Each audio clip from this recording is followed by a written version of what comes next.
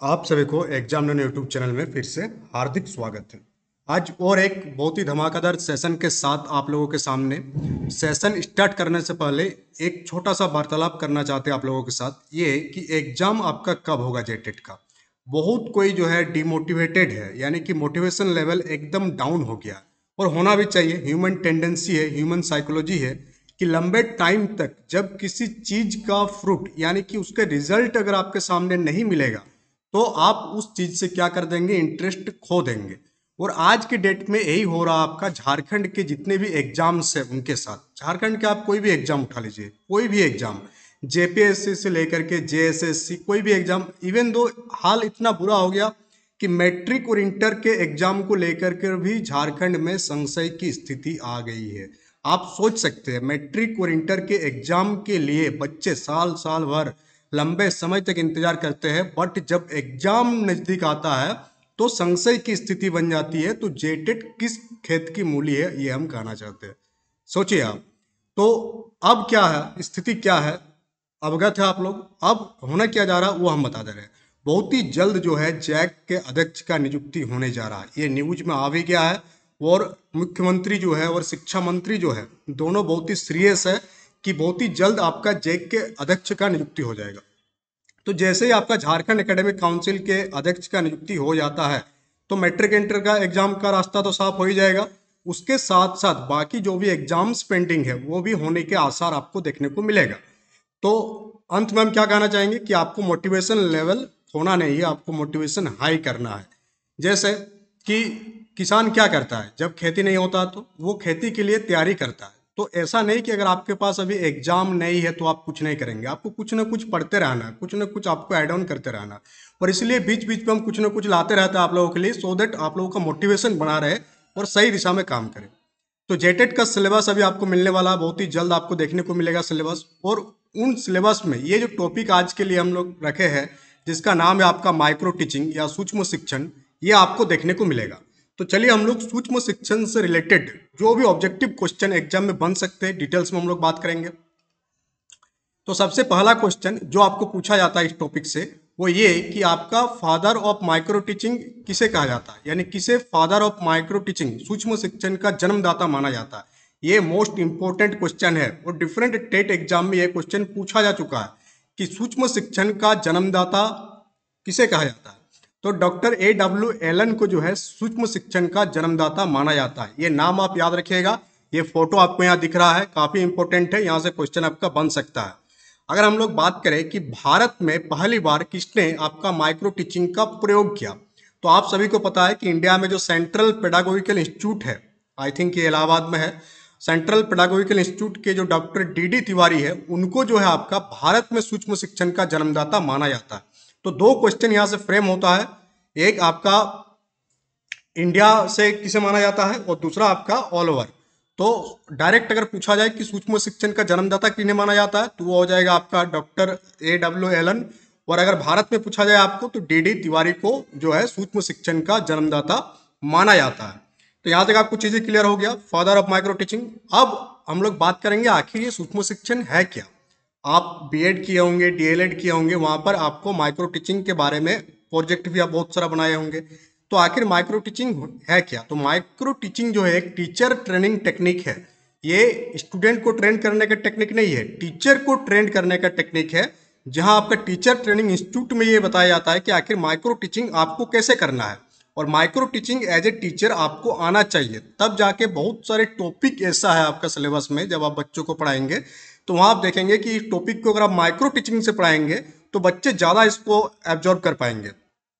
जिसमें क्या करता है आपको, इसमें आपको क्या होता है कि एक बहुत ही छोटे से वातावरण में, जो वातावरण होगा बहुत ही सरल होगा और बहुत ही नियंत्रित वातावरण में बहुत ही छोटा ग्रुप में बच्चों को आप पढ़ाएंगे।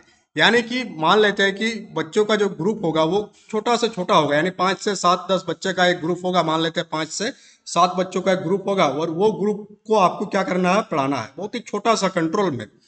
और बट माइक्रो टीचिंग भले आपको कम बच्चों को पढ़ाना है, बट माइक्रो टीचिंग के माध्यम से जो आप कन्वे करना चाहते हैं वो बहुत ही गूढ़ है। और माइक्रो टीचिंग का स्टेप्स होता है, क्या होता है आपका स्टेप्स होता है, एक साइकिल होता है, और इसी साइकिल के अकॉर्डिंग ये काम करता है। तो माइक्रो टीचिंग प्लान करने के लिए, माइक्रो टीचिंग करने के लिए जो कंप्लीट टाइम लगता है, यानी पूरा जो कंप्लीट साइकिल है आपका माइक्रो टीचिंग का, वो कितना मिनट का है? वो है आपका 36 मिनट का। ये भी आपका एग्जाम में पूछा जाता है कि माइक्रो टीचिंग का जो साइकिल है वो कितने मिनट में कंप्लीट होता है। तो आपको याद रखना है 36 मिनट। कितना मिनट? 36 मिनट में ये कंप्लीट होता है ये साइकिल। तो ये भी एक मोस्ट इंपॉर्टेंट है, 36 मिनट में। ये भी वेरी इंपॉर्टेंट है, इसको भी आप याद रखिएगा। कितना मिनट में? 36 मिनट। अब इस 36 मिनट में आप क्या क्या करेंगे? यहाँ आपको एक साइकिल दिख रहा होगा। सबसे पहले क्या करेंगे? आप प्लान करेंगे। एक एक करके डिटेल्स में बात करेंगे सबका। पहले एक ओवरव्यू दे रहे हैं आपको। पहले आप क्या करेंगे? प्लान करेंगे। फिर सेकेंड में आप टीचिंग करेंगे। तो वो जो टीचिंग होगा आपका वो 6 मिनट का होगा। ये पूछा जाता है एग्जाम में कि माइक्रो टीचिंग के साइकिल में जो टीचिंग वाला पॉइंट आता है उसमें आप कितना समय व्यतीत करेंगे? तो 6 मिनट का समय व्यतीत करेंगे। या जब आप केवीएस या एनवीएस के इंटरव्यू में जाएंगे तो वहां भी आपसे पूछा जा सकता है इंटरव्यू में क्वेश्चन कि जब हम लोग माइक्रो टीचिंग करते हैं तो टीचिंग के टाइम, टीचिंग का जो साइकिल है, टीचिंग का जो स्टेप है, उसमें आप कितना समय व्यतीत करते हैं? तो 6 मिनट का समय व्यतीत करेंगे। फिर आपका आता है फीडबैक। फीडबैक में भी कितना होता है आपका? 6 मिनट का होता। तो यहाँ लिख भी दे रहे हैं हम, सो दैट पीडीएफ जब आपके पास होगा तो आपको याद रहेगा। ये आपका 6 मिनट का। फिर फीडबैक लेने के बाद रीप्लान करना होता। तो ये जो रीप्लान होता है ये कितना मिनट का होता है? ये 11 मिनट का आपका रीप्लान होता है। फिर आपको पढ़ाना होता, तो रीटीचिंग जो होता है आपका 6 मिनट का होता है। कितना होता है? 6 मिनट। तो पूरा आप काउंट करेंगे तो 6, 6, 12, 6, 18, 19 और 10, 29। और प्लान या 7 मिनट का मान सकते हैं कि वो प्लानिंग में आप देंगे। तो टोटल टाइम लगता है 36 मिनट। और बाकी एक एक स्टेप का कितना टाइम लगता है ये आपको यहाँ पर हम लिख दिए। अब आपको एक एक स्टेप के बारे में जानकारी होना चाहिए, यहां से क्वेश्चन आपका बन सकता है। तो पार्ट यानी सबसे पहला आता है प्लान। प्लान में आप प्लान कितना मिनट करते हैं? तो प्लान भी हम लोग मान लेते हैं कि प्लान हम लोग 6 मिनट करते हैं। ये ऑथेंटिक डाटा है, 6 मिनट हम लोग प्लानिंग में लगाते हैं। इसमें क्या जाता है? इसमें सबसे पहले हम लोग क्या करेंगे कि जो आप जो भी चीज पढ़ाएंगे उसका प्लानिंग करेंगे। यानी सबसे पहले क्या करेंगे आप? पाठ योजना, पाठ योजना का निर्माण करेंगे। सबसे पहले पाठ योजना का निर्माण किया जाता। तो पहला स्टेप कितना मिनट का? आपका 6 मिनट का है। उस टाइम आप क्या करते हैं? जो भी चीज आप टीचिंग करने वाले हैं उसका प्लानिंग किया जाता है। 6 मिनट का आप टाइम देते हैं इसमें। सेकेंड स्टेप जो आता है वो आपका आता है टीच, यानी शिक्षण। इसमें क्या आ गया? इसको हिंदी में कहेंगे आप शिक्षण। जब आप बच्चों को वो जो भी टॉपिक आप चूज किए उसके बारे में बच्चों को बताएंगे। तो आप कोशिश करेंगे कितना मिनट में बताने का? अभी अभी हम लोग देखें तो 6 मिनट में। कितना मिनट आपका? 6 मिनट में आप बताएंगे। इसमें आप क्या करते हैं आप कि 5 से 10 स्टूडेंट को, कितना स्टूडेंट रहेगा आपके पास? बहुत ही छोटा ग्रुप रहेगा। 5 से 10 स्टूडेंट्स का आपके पास ग्रुप रहेगा और उसको आप 6 मिनट के अंदर डिलीवर करेंगे अपने कंटेंट को। ग्रुप, बच्चों का ग्रुप कितना रहेगा? 5 से 10 मिनट का। 6 मिनट के अंदर आपको उसको डिलीवर करना है। अब डिलीवर करने के बाद कोई भी टॉपिक, जैसे कि मान लेते हैं कि एक छोटा सा टॉपिक हम लोग अबाउट द फोटोसाइंसिस के बारे में बेसिक क्लास में आप बता रहे हैं, तो 6 मिनट इनफ होता है कि पेड़ पौधे खाना बनाते हैं, ये चीज बताना। हायर क्लास में बताएंगे तो थोड़ा लंबा लगेगा। तो वहां पर माइक्रो टीचिंग चलेगा फोटोसाइंसिस का, क्लास 4-5 को बहुत ही बेसिक लेवल पर आपको बताना है। उसमें 5 से 10 स्टूडेंट का ग्रुप रहेगा। 6 मिनट आप बताए। बताने के बाद आप फीडबैक लेंगे बच्चों से कि बच्चे कितना चीजों को समझ सके। तो फिर 6 मिनट फीडबैक। फीडबैक में कितना टाइम देंगे आप? फीडबैक में आप 6 मिनट का समय देंगे। कितना का देंगे आप? 6 मिनट का। फिर फीडबैक लेने के बाद चीजों को आप रीप्लान करेंगे। क्या करेंगे? उसको रीप्लान करेंगे। तो यहाँ रीप्लान में भी आप कितना देंगे? 6 मिनट का समय देंगे। उसके बाद रीप्लान करने के बाद जो जो चीजें डाउट था बच्चों लोगों का उसको फिर से आप क्या करेंगे? उसको रीटीच करेंगे। तो ये जो पूरा का पूरा क्रम है, सीरीज है, ये भी आपको याद रखना है। तो रीटीच करेंगे आप कितना? 6 मिनट आपको रीटीच में भी लगेगा। फिर उसी टाइप से रीटीच करने के बाद उसको आप फीडबैक लेंगे फिर से, तो 6 मिनट फिर आपको रीफीडबैक में लग जाएगा। तो पूरा यह साइकिल आपको याद रखना है। आपको इस साइकिल से संबंधित क्रम भी पूछा जा सकता है कि किस क्रम में होता है। क्रम उल्टा करके दे दिया जाएगा आपको, तो एक क्रम आपको याद रखना है। और इससे पहले कि अगर आप नोट्स और टेस्ट सीरीज लेना चाहते हैं तो एग्जामिनर एप्लीकेशन को डाउनलोड कर लीजिएगा।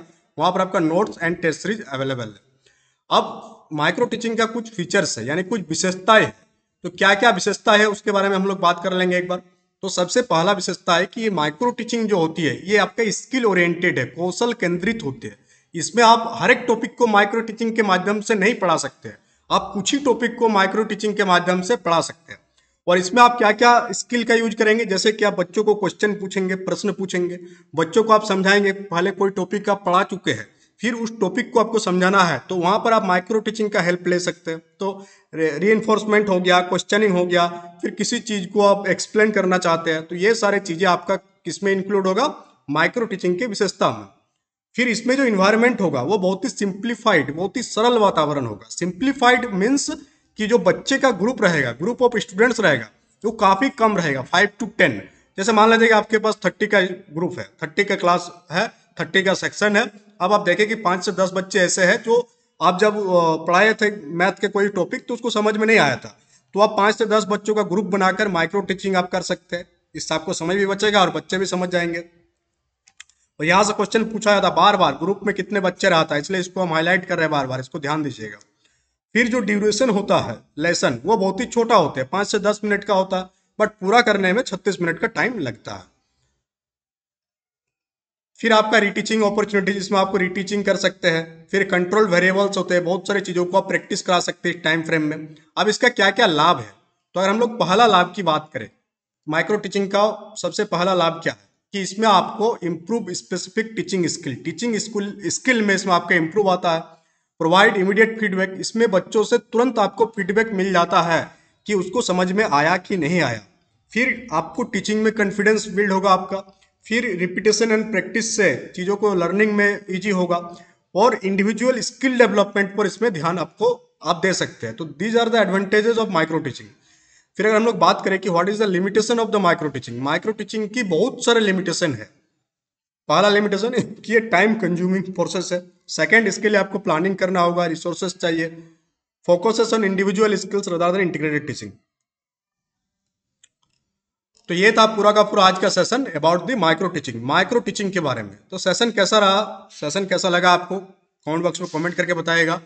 इसका पीडीएफ आपको बैचेस में डाल दिया जाएगा। अगर आप बैच एक्सेस करना चाहते हैं तो एग्जामिनर एप्लीकेशन को डाउनलोड कर लीजिएगा, वहाँ पर आप नोट्स और टेस्ट सीरीज एक्सेस कर सकते हैं। सारे बहुत सारे वीडियोज भी आपको देखने को मिलेगा।